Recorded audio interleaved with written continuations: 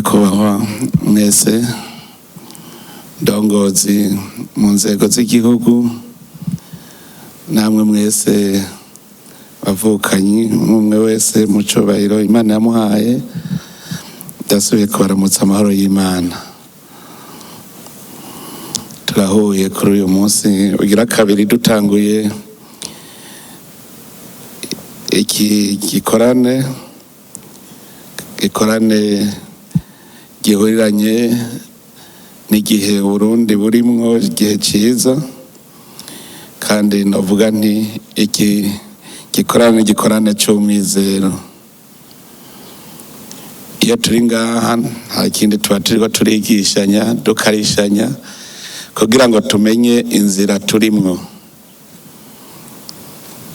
Ubu nta murundi n'umwe atemera yuko Imana ariyo iturongora. Iyo rero tumaze kwemera ko Imana ariyo twashize imbere, ategerezwa kumenya n'ingene aca yigenza. Turibuka umukozi w'Imana yigeze kuvuga ati mureregwa, tuvuze ko Imana ihaye ikibanza ca mbere, nayicishirira kivuga iti none ntimwampaye ikibanza ca mbere. Ntawe usana n'uwundi yabibonye ibisanzwe, mugabo wewe wamaze kuyihamagara ukayizana, uca wemera yuko ukurikiza n'ingingo zayo. Kandi nayo iyo wemeye kuyikurikira nuko iguma icunganye na shetani. Mugabo ikindi naco, aho Imana iri niho shetani ikorera. Igituma aho Imana bamaze kuyirukana, shetani mutigera muyibona, ibiri mu bagenzi ntacikora, nta kazi bifise. Ariko iyo Imana igira itangure gukora, niho shetani ikora. Kandi abantu benshi bakunda guhuba kuko bataramenya shetani ico arico. Hariho igihe twamaze igihe tuguma twigishanya ijambo ry'Imana, mugabo ndavye nkabona abantu ntibahinduka. Mukigisha ijambo ry'Imana mugo ukabona abantu ntibahinduka. Umunsi umwe nca ndababwira, narabonye yuko mutarabitegera neza, ndababwira ntuno munsi ndabigisha shetani. Mbona bose baciye batwenga, ntuno munsi ndabigisha shetani. Ko mwase kumva Imana, reka ndabigisha shetani basi. Kuko nibamenya shetani, niwo munsi uca umenya Imana. Ko abantu benshi ntibazi shetani ico arico. Shetani mwijuru yari nk'icegera c'Imana, barazinanye. Shetani n'Imana barazinanye. Shetani igihe inteko z'Imana zigwanije igakorokera ku isi, ntimuvuge ngo yaje ari imwe, yazaranye n'inteko zayo. Shetani nayo irafise abamarayika bayo n'abadayimoni. Imana nayo irafise abamarayika badukingira. Amadayimoni rero, gituma abantu bananirwa no kumenya shetani, amadayimoni ari ubwoko bwinshi. Muribuka igihe Yesu yabaza ati muri bande, bavuze ngo turi igitero. Idayimoni, hariho idayimoni y'ubusambanyi, yagufashe emwe bama mu maraya. Hariho idayimoni y'ubusuma, yagufashe ntugende utivye. Hariho idayimoni yo kugwana, usanga wa muriko, hariho abantu uzokwamubona aho bari hama amatati. Burya rero kenshi abantu ntibatahura ko umuntu ariko akoreshwa na dayimoni. Ingorane tugira, umuntu ari mu dayimoni umenga n'uwo muntu uri kurabona, ntumenye ko arakamurimwo. Ubonye umuntu afise dayimoni yo gushwana, akaza agushwanira, ukabona ko atacaguhoye, ukavuga ngo muhangane mugwane, ya dayimoni nivyo bishaka rero. Ubu yorohereje nico gituma iyo ubonye umuntu ari mu ikibi uzumenye ko ariko akoreshwa na shetani. Ukazona umuntu ari mu iciza ari umugwaneza umenye tujya muntu ni umumarayika. Ingorane rero tugira ntituzi kumenya umuntu akamurimwo nukumenya umuntu akamurimwo nagaki. Ivyamwa vya mutima mweranda turabizi, ukabona ariko yama ivyo vyamwa ucumenya ko akamurimwo ni mutima mweranda. Ukazobona ariko avamwe ibibi akamurimwo iba ari dayimoni.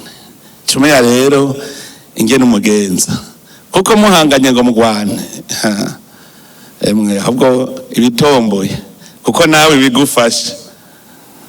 Twebwe rero nk'abarundi tuze turatahura ibyo twaciyemwo, tukabona aho tugeze, niho duca tumenya niyo tuja turi mu buntu bw'Imana.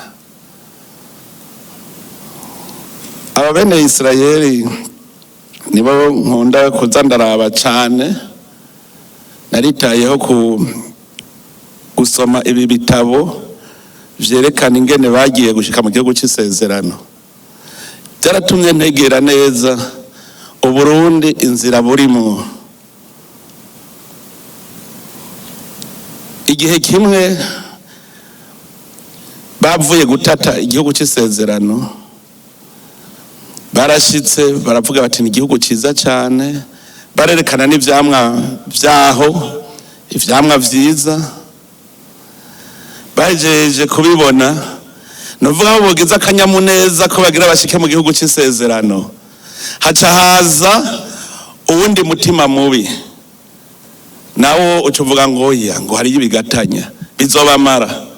Ubwo nyene baba baratanguye kugumuka bati Musa watuzanye kutwicira ino.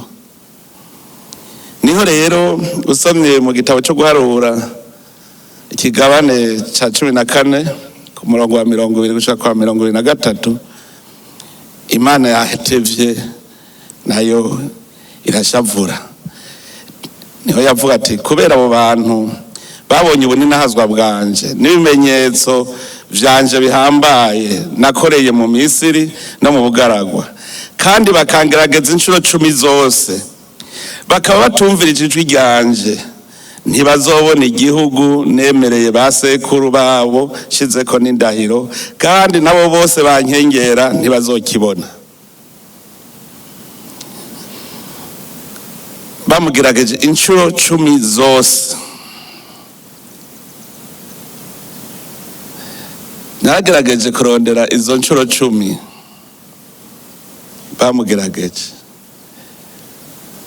nasanze n'abarundi birirwa baragerageza Imana. Ngaca niyumvira none bameze uko ubwo bazohabona. Reka turabe imbere yuko ndabashingira intahe ku byo maze kubona mu gihe maze mu burongozi. Naciye ndondera izo nshuro 10 muza gusanga vyose bisa. Imana imaze gutora Musa ikabwira iti ingo wewe ni wewe uzojana bene Isirayeri mu gihugu nabasezeraniye. Musa araza, murazi ko nawe nyene yabanje kwanka, aritwaza ibi na biriya, gushika avuga ngo je sinzi no kuvuga. Imana turabesha, Aroni ni hari ibitungwa, kuko andi yari yakuriye ibwami, urumva ntiyari bwamenye ingene ashobora kuba umwungere mwiza. Ashitse rero aja kwa Farawo ati barekure abantu banje bagende, laissez partir mon peuple. Farawo arashavura acavuga ngo baragumutse. Ibikorwa vy'umuruho yari yabahaye acarabigwiza, acavuga ngo kuva ubu n'ubwatsi twara tubazanira mufyatura amatafari, ubu nimwe muzoja kubwirondera kandi muzogwa mufyatura amatafari angana namwe mwahora mufyatura. Inkoni rero ziba ziratanguye kuruta uko zahora. Bene Isirayeri babibonye uko bati Musa niwe wagiye kudukwegera, niwe agiye kudukwegera. Wewe wagiye kuvyoronga umwami Farawo uramutse ingene ameze, none raba ivyo adushizemwo baragumuka. Kandi Musa yari ko abagirira neza, mugabo baramugumukanye. Baba barase kwemera yuko Imana ishobora kubakura mu minwe ya Farawo. Umugumuko wa mbere niwo bawutanguriye. Hanyuma Musa we yarabandanije arabagwanira. Nta kintu kibabaje nko guharanira abantu badashaka. Bobo baragumutse kandi Musa n'abashaka kubarokora. Imana yamaze gufata ingingo yo kubarokora. Bamaze kugenda barajabuka ikiyaga, bararirimba ururirimbo rwo kuninahaza Imana. Biratubwira ko Miriyamu niwe wa mbere yari imbere mu batamba. Baranezerwa cyane, baravuye mu minwe ya Farawo. Bagiye gatoyi babonye amazi mu bugaragwa, basanga ararura amazi y'Imara. Bati Musa, we watuzanye kutwicira ngaha. Barasubira baragumuka, bugira kabiri baragumutse. Ati Musa, we waje kutwicira ngaha. Imana iravuga iti aha naho nyene ndabivura nta ngorane. Aho baranezerwa baronsa amazi, amaze kuba amazi meza, baranezerwa bumva ni vyiza cyane. Babandanya urugendo, babandanije urugendo bararushe. Bumva bararushe, ntibarashika iyo bagiye mu gihugu c'isezerano c'amata n'ubuki. Baracarushe, bararushe, baca batangwa kwidodomba. Ejo umukozi w'Imana arabitubwiye, bidodomvye Imana ikibarungikamo umuriro irabahana. Mwumvaho nubugira gatatu bidodombe Imana. Bararuhishijwe n'inzira, baciye basubira baridodomba, Imana irabahana. Mugabo ntiyabamara, barabandanya urugendo. Babandanije urugendo barasonza, bashonje. Imana iravuga iti ndabitegera murashonje, ivyo mwatekeye vyaraheze, none rero reka ndabahe imfungurwa. Imana ikivuga iti mwebwe muzotwara ivyo ibibakwiye uyu munsi. Hajya ntubona twaba turiko turidodomba, inzara iratwishe kandi uno munsi wafunguye. Tukaririra ivyo tuzorya ejo utanazi kuzohashika. Muze murabe iminsi yose uri kuravuga, uvuga ngo inzara iratwishe uno munsi kandi wafunguye. Kuvyo uzofungura ejo nivyo uri kuraririra kandi utanazi kuzohashika. None urazi ejo hazoza, no mwisahiza ntahuzi, mugo uri kuraririra ivyo uzorya ejo. Kandi wahejeje kuvuga cya gisabisho ngo uduhe ivyo kurya bidukwiye uyu munsi, uhejeje kubwira Imana uduhe ivyo kurya bidukwiye uyu munsi.